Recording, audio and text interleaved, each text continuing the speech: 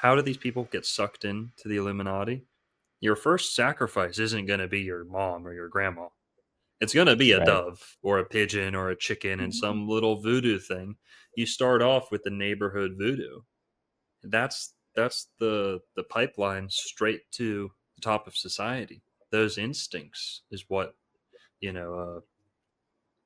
marks the progress from SoundCloud rapper to Beyonce. What are you willing to give up? Yep. Okay, you played with the little chickens in the neighborhood park with your mom, like you heard your mom talk about one time. You tested to see if the evil was real. Well, you won't necessarily know if the evil's real until after the success comes. Because what was the Right. price? You know what I mean? And so it's hilarious that we're like talking to people who would be willing to sacrifice for fame, but that's not always what it's sold as. You're not sold as, hey, you're going to be a number one artist, but you need to sacrifice your mom, or give us permission to sacrifice or whatever. It might just be a chicken to start off with. And if you're a flesh eater, if you eat chicken 3 times a day, who's going to bat an eye at killing a chicken for a little bit of fame? That's the slippery slip. That's the danger of the flesh diet. Is it really just blinds you to why animal sacrifice is so bad. And the Christians talked about this. What's worse, to eat it without sacrificing it, or to sacrifice it and not eat it? You know what I mean? Cultures have disagreed on this a lot, and Paul clearly seems to say, yeah, eat as much flesh as you want. Oh, but if it's sacrificed to a demon or to a false god, don't do that. What And how else? do we know? How do we know that the billions of animals being slaughtered in slaughterhouses, usually by inmates who are murderers and Yeah. rapists and things, and I even feel bad for them that they have to be in this environment. But how do we know that all of these animals are not being, sacrificed to idols and false gods? So it's really interesting, and I'm sure all three of us can attest to how much it's changed our state of consciousness by engaging in the fleshless diet. And I can really see why it was so important to James the Just and the early Christians, this purification of the vessel. It really helps you Hmm. connect with Yeah. God in such a deeper way and understand the moral philosophy of compassion to all beings, because really, I believe our duty on this plane is to really understand God's law and then Yeah. to live it. That's a great point. And purifying the vessel makes me think of another big part of this that kind of bridges the gap between reptilians, adrenochrome, the blood, all of it. Parasites.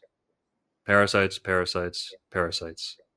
Hmm. I don't think we'd be eating much flesh if we weren't infected with parasites, because that's their preferred diet, not the human Yeah. species' preferred diet. They need Great an point. ecosystem of decay and filth. You're a walking, talking corpse if you're on a flesh diet. You're decaying within, you don't even know it. Riddled with Yeah. parasites. You're having sex with who they want. You're eating what they want. You're going where they want. I mean, we're living in a sci-fi zombie movie where most people are infected Yeah. In many ways. with the flesh craving parasite. Like these mushroom funguses, whatever. They can control your brain. They can make you change your chemical composition of your brain. I noticed in the word Pharisee a great link to the word parasite. Fair, Wow. because when you say pharisaic, if something is pharisaic, that's how you say it's of the Pharisees. Or Pharisaic. parasitic. Yeah. Wow. Parasitic. And also, like, what is the word you and Cam talk about a lot? Parrots? Parits. Yeah. Parits. I mean, come on. They're ripping you open from the inside. And Yeah. the parasites is everything. Those are the reptilians. Those are the shapeshifters. Those are the demons and the snakes and the dragons that people were conquering in medieval times. It can be a sex demon, it can be a gluttony demon, it can be, but those demons find solace, and like they are harbored by parasites. So if you expel the parasites, it will be much easier to be virtuous, to not crave flesh, to not crave blood. So parasite to impair the sight, to impair your sight. You Wow. can't see. And why Jesus saw these blind people? Apparently, according to what the Essene Gospel of Truth, Jesus and the group, they're administering enemas and colonics to Hmm. flush parasites, mass dumping of parasites. That's one of the few things that can return sight. If you are riddled with parasites in a diabetic, state where all your organs are stuffed up, you're riddled with parasites, your lymph isn't moving, you go blind. You get cataracts, you go blind. It happens all the time. If you get a colonic in a state like that, enemas, colonics, your chances of your sight being restored are incredible. It's one of the few things that Well, can On that that can note, on cure. that note, this is so crazy. I just got these new glasses, and to get the glasses, I had to get an eye exam for the first time in Right. years since I've gone vegetarian. And my sight improved dramatically, like a Oh yeah. 33% improvement in my sight. So perhaps that's, you 33 know, par- 33 uh, percent better. Sorry. I got Jamie's me. Illuminati, bro. He's Got throwing the me. signals. But yeah, perhaps that has to do with the cleansing of parasites. And the other thing I was going to add is it's very interesting that these parasites cause proclivity for sin, but engaging in sin also opens the door to the Yeah, parasites. totally. Gluttony, sloth, Yeah. lust. You're opening the door to Fornication. actually Yep. getting them inside your body. Oh yeah, it's chicken and the egg all over again. I mean, there's chicken parasites and there's egg parasites. Like the bad behavior makes you get more in you. If you engage in what they want you to do, they're getting their buddies to come over. You know what I mean? Connor, have you read the Clementine Recognitions or homilies? I haven't. No, Oh, Okay. bro. sorry. You So definitely got to read them, bro. you'll love it. You'll love Okay. it. Incredible. Yeah.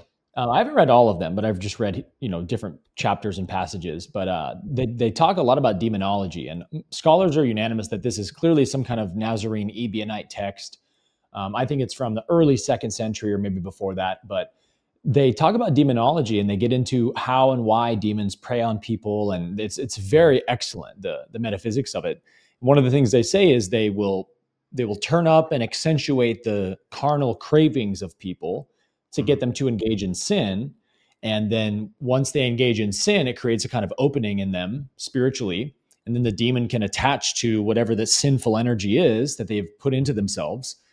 And whether that's porn or eating flesh or whatever, right? Mhm. And then they whisper thoughts into the mind that sound and pretend to be your own thoughts. And so you don't even question them. And it's like, hey, go do this bad thing, do that bad thing. And so it's like this slow, gradual hijacking of your mind. It's a very parasitic type of thing, is what I'm saying. Yes. And so when they describe this, it makes perfect sense that this would be the strategy. And so it really isn't a one thing or the other. It's like it's a very ingenious way of captivity. They've devised the demons have this perfect plan. And so if you want to stay out of the jurisdiction of the demonic, you have to do what? Conquer your cravings, as Jesus said. You have to Yeah. be live justice and righteousness and be of service to others and not live for yourself. Jesus said you got to deny yourself to follow me. Because if you're still living for yourself, that means you have cravings for sense pleasures that the demons can use and veer you off course. Yeah. So I'm curious if your studies have shown you that kind of element with all the parasites and demonology. Oh yeah. 100%. We didn't really talk about like my path to vegetarianism at all. That's totally cool, but I went vegetarian largely for selfish reasons. I love now at this point, I love the animals.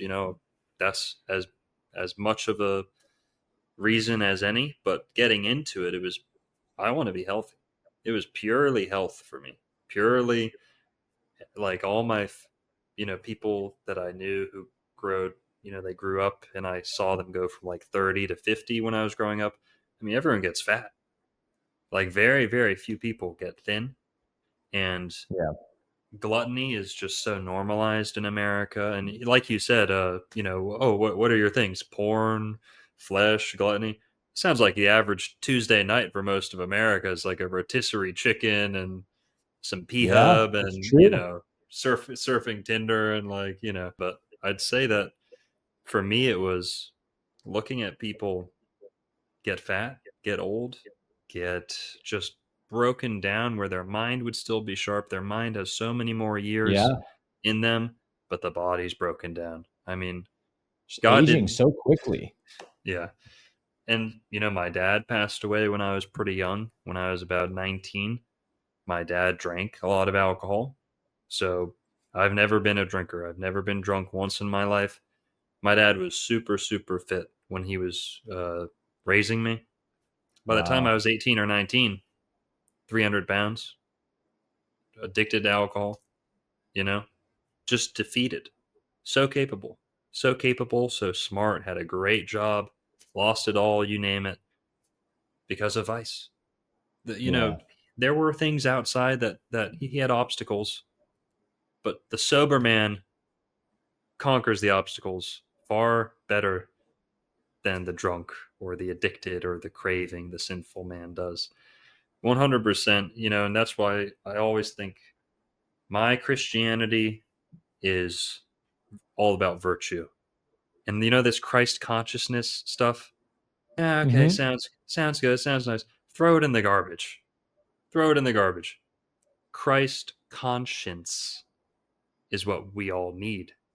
Right. I don't need to know what's in the room next door. That's consciousness. Oh, I know it's hidden in your pocket. I know what the secrets of okay. Cool. It's the conscience we need. Can you forgive Conscious. people? Yeah. We just did an Exactly. episode all about this, what Christ consciousness really means, and it's really about the virtues of Christ, working to embody that Yeah. humility and service and discipline. That's Yes. Christ. Nothing It's else not this matters. self exaltation. I'm God. Look at Yes. me. No, it's a humility and service. Hmm.